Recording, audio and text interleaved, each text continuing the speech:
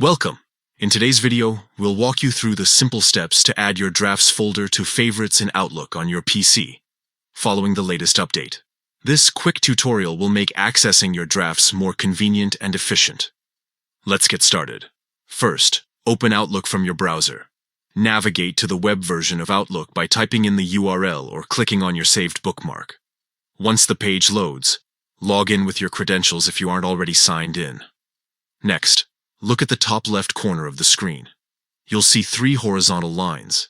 This is known as the navigation menu.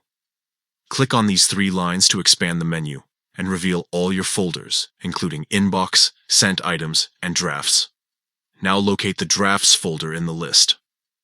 To the right of it, you'll notice 3 small dots. These dots represent additional options for the folder. Click on them to open a drop-down menu. From this menu, select Add to Favorites. Clicking this option will instantly move your Drafts folder to the Favorites section at the top of your navigation pane. This makes it easy to access without scrolling through all your folders each time.